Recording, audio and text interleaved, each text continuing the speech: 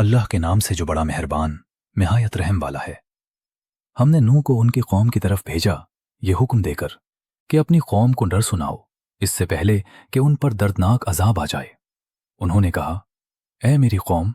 میں تمہارے لیے کھلا ڈر سنانے والا ہوں، یہ کہ تم اللہ کی عبادت کرو، اس سے ڈرو اور میری اطاعت کرو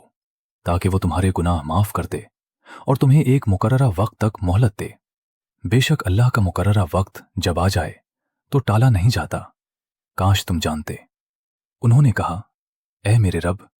میں نے اپنی قوم کو رات دن پکارا، لیکن میری پکار نے ان کے فرار میں اضافہ ہی کیا، اور میں جب بھی انہیں پکارتا تاکہ تو انہیں بخش دے تو وہ اپنی انگلیاں کانوں میں ٹھونس لیتے اور اپنے کپڑوں سے منہ ڈھانپ لیتے اور ضد پر اڑ جاتے اور بڑی سرکشی کرتے۔ پھر میں نے انہیں بلند آواز سے پکارا،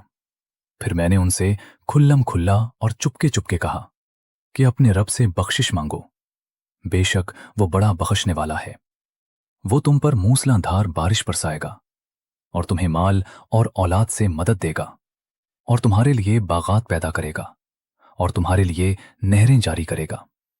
تمہیں کیا ہو گیا ہے کہ تم اللہ کی بزرگی کے امیدوار نہیں بنتے، حالانکہ اس نے تمہیں مختلف مراحل سے پیدا کیا ہے؟ کیا تم نہیں دیکھتے کہ اللہ نے 7 آسمان اوپر تلے کیسے بنائے اور چاند کو ان میں روشنی بنایا اور سورج کو چراغ بنایا، اور اللہ نے تمہیں زمین سے اگایا، پھر وہی تمہیں اس میں لوٹائے گا اور پھر تمہیں نکالے گا، اور اللہ نے تمہارے لیے زمین کو فرش بنایا تاکہ تم اس میں کشادہ راستوں پر چلو پھرو۔ نوح نے کہا، اے میرے رب، انہوں نے میری نافرمانی کی اور ایسے لوگوں کی پیروی کی جن کے مال اور اولاد نے ان کے نقصان کے سوا کچھ نہیں بڑھایا، اور انہوں نے بڑی چال چلی اور کہنے لگے کہ اپنے معبودوں کو نہ چھوڑو اور نہ ود اور سوا کو چھوڑو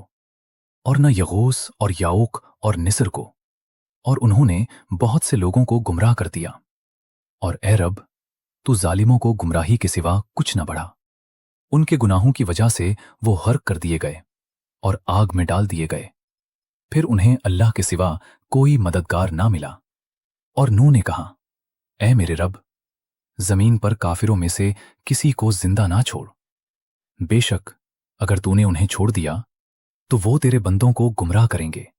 اور نافرمان کافر ہی پیدا کریں گے۔ اے میرے رب، مجھے بخش دے اور میرے والدین کو اور ہر اس شخص کو جو میرے گھر میں ایمان کے ساتھ داخل ہوا، اور سب مومن مردوں اور مومن عورتوں کو، اور ظالموں کو تباہی کے سوا کچھ نہ بڑھا۔